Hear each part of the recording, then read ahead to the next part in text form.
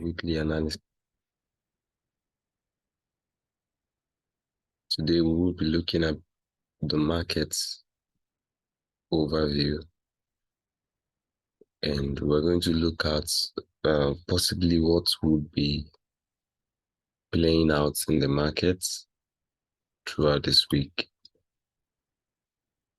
This simple activity has helped us to be able to master this particular currency pair, the GU. As usual, we start our analysis from the 1 week time frame. First, we start by identifying the trend. For a long time now, GU has been on a downtrend, pointing from the 1 week time frame and then exhibiting this counter trend coming from this point. So I want to always mark out these two lines, this downtrend and this counter trend, because anytime maybe our charts begin to go in the direction of this, I will be expecting it to either break this trend or use this trend as a point of resistance, just as it's played out here in the previous time. Then we take our horizontal line for price action. As your screen is not displaying, Monisa. Okay, sorry about that. I'm still on the... Thank God the network is even doing better today than Saturday. Saturday is just something else. That's why you didn't get the recording. Saturday is amazing. Thank you so much, Racletus, for that observation. I hope it's up now. Saturday was amazing. The recording came out for just 2 minutes. Racletus, is he okay now? Yes, it's up, sir. Thank you, sir. Thank you, sir. Now, on Saturday, because of the off and on, the recording was affected. It came out for just 2 minutes. 2 minutes. It didn't capture anything. It was just something else. And for those who were not in that review, no video now. So there's a particular place where my device is because of the network. So we don't have that Saturday experience. Okay, so this was what I did when my screen was not up. Let me quickly do it again now the screen is up. I said for a time now, GU has been on this downtrend. GU has consistently maintained this downtrend, starting from these points to this point. Then there is a counter trend that is building gradually, which I also want to identify because I want to looking out for anytime in the future if this counter trend eventually builds on this line. I'll be expecting to see this play out. Says where trend serves as a resistance point. Played out here, played out here. I'm expecting it here. And if it repeats itself here, it will give us an entry for massive sell, like what you can see here. To give us that entry. That will be a lot of money. So that's the reason for this counter trend line. Next thing is to take our horizontal ray line and just as usual, mark out our key points or key levels. So where are the key levels that will be very vital for us this week? That's what we're marking on now.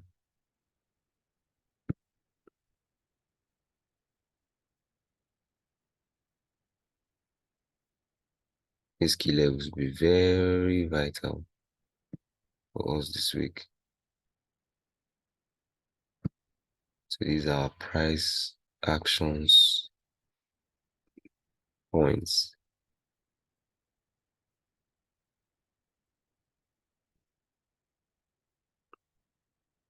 Don't know if I should take this one. Okay, let me just take it.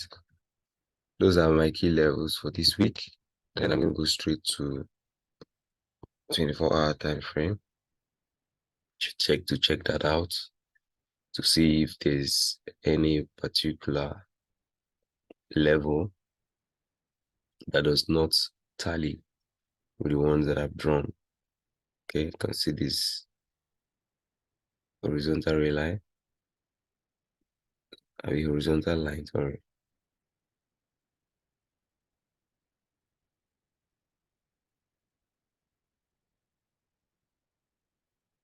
These levels are not seen in the 24 hours time frame. So I have to draw them again.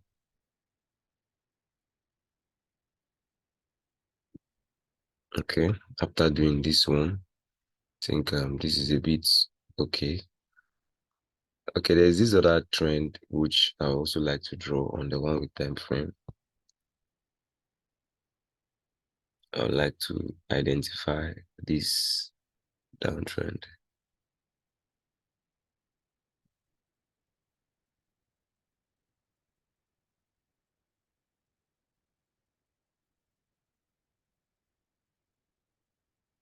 This one. After which I would just go straight to 4-hour time frame. Session breaks first. Our session break is already turned on. The trends are doing very well on these time frames. You can see this one. It's doing very well. But I still want to take another one here from this time frame.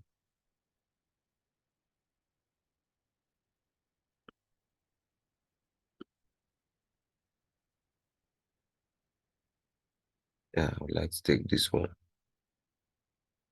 After which I would also like to take this one.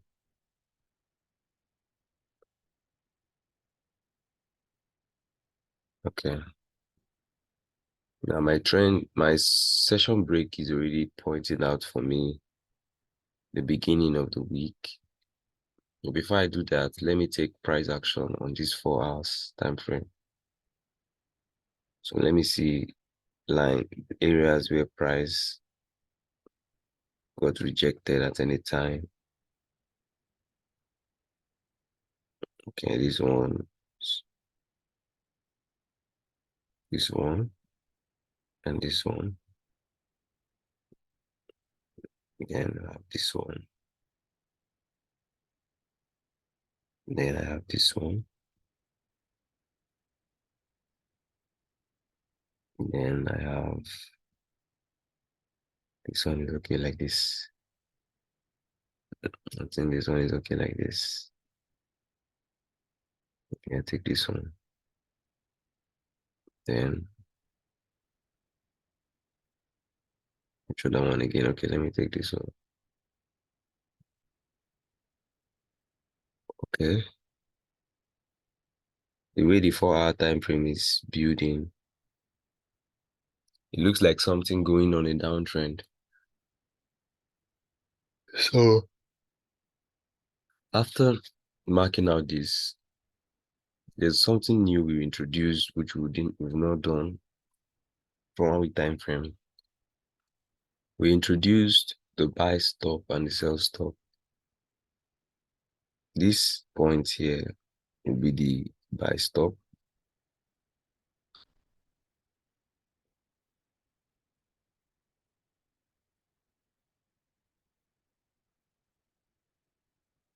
So the buy stop. I think we should use green because I noticed during the week those time frames, it was not very easy to recognize them.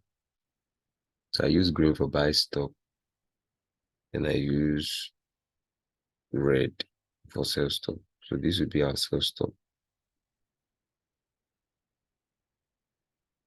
for 1 week time frame.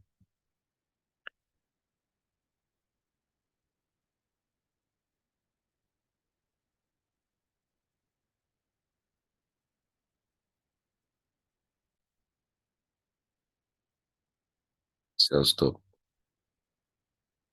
So for 24-hour,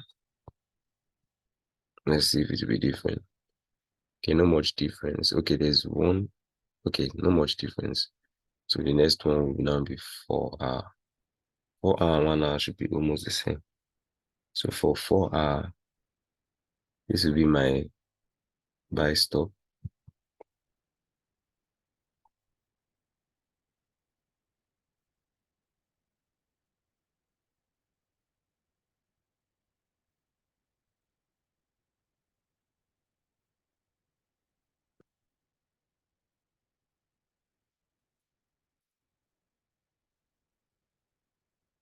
This will be my sell stop.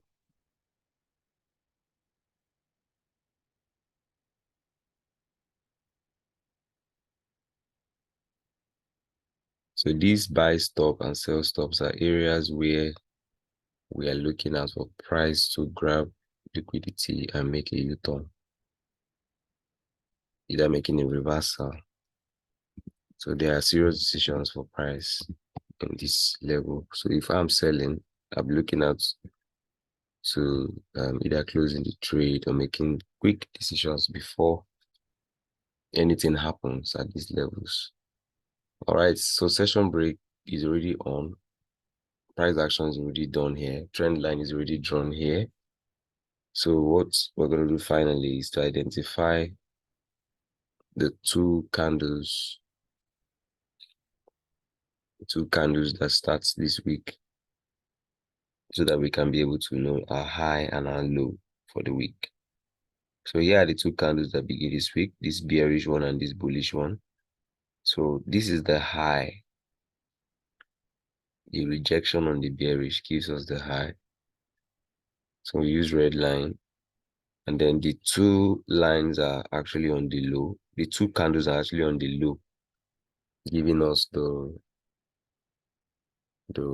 what's it called? Giving us the low for the week. So now we will just identify our region.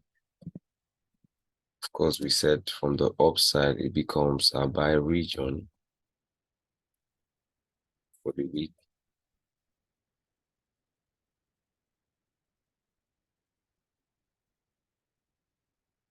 The upside is usually our buy region for the week.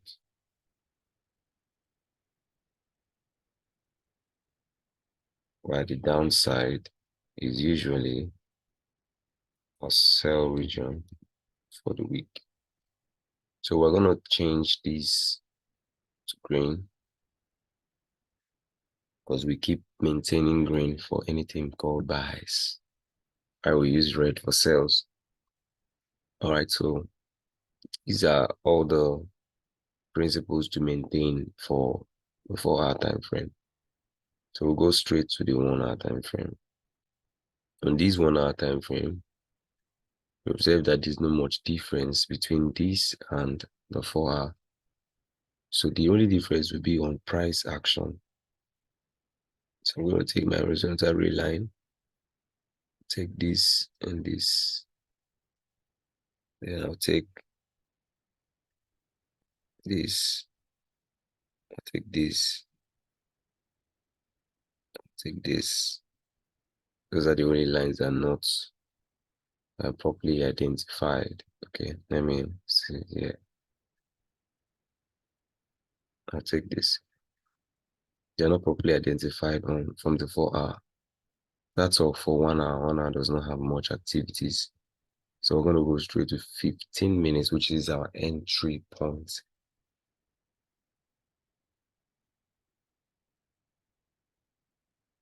So from this 15 minutes time frame, what we're going to pay attention to is our psychological levels. Okay, we're not going to be doing price actions. Of course, the 1 hour time frame has the buy stop already. It's playing out with that of the 4 hour. You can see the sell stop.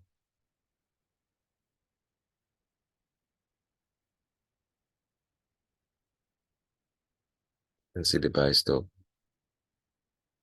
Okay.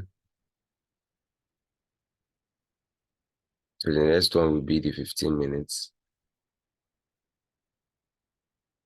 of which the 15 minutes we'll look out for this place.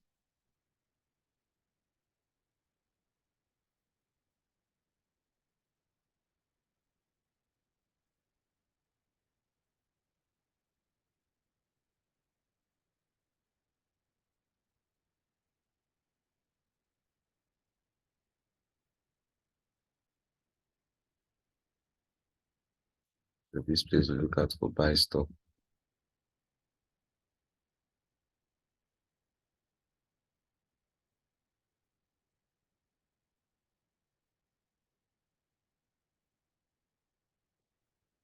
Then the downside,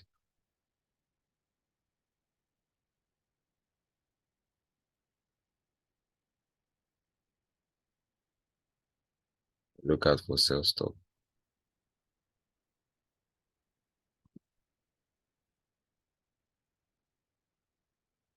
I haven't done this. We'll just go straight for psychological levels. So straight up, we'll just look at the current price level, and just drop a line, horizontal ray line, make it blue. So what's the closest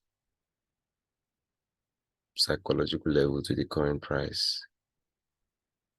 Okay. The current price is 121.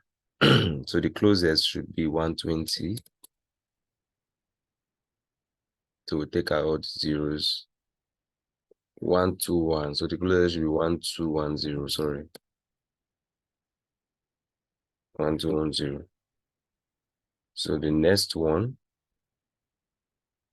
which is upward, will now be 1215. The next one downward will be 121. Sorry, 1205.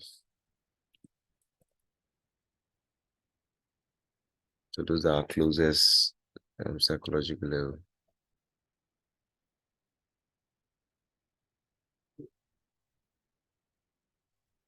So you can use your pips ruler to measure to ensure that it's 50 pips apart from each other. So this is 50 pips and this is 50 pips, so it's correct. In case it's not looking like it's correct in your eyes, you can just use your pip ruler. Okay, so this is basically our drawing analysis for the week. With this, we are set to hit the market. Okay, so the only thing left for us now is to turn on some key indicators which we use for price actions. We're going to turn on the smart money concept by Luz Algo. We're going to turn on the ICT pivot kill zone. Then we're going to turn on the volume. With all these indicators, I've been able to navigate news since the beginning of this strategy. So what do I do with news? I gamble with the news, with the gambling accounts. There's some accounts that can be used for that, and there's some account that cannot be used for that. So how do I do that? Of course, everything is set for GPP, USD, so you can be able to ascertain if anytime GPP, USD is on a downtrend, you can tell with what we've done so far. If it's on an uptrend, we can tell. Now, these are ranging markets. You can see we have an order block here, we have another block here. So what we do next is we want to be able to see our premium. So we click on smart money settings. We come straight up to turn on our fair value gap. Our fair value gaps, bullish is on green, bearish is on red. And then we turn on the premium discount zones. After turning on that, we can now be able to spot our entry points for the 15 minutes time frame. You can see that currently price is on equilibrium. So what we do for using the premium strategy, anytime price is far from the premium price and you're looking for entry, you have to go to a lower time frame where the premium and discount comes closer. So like the 3 minutes time frame now, if you zoom in,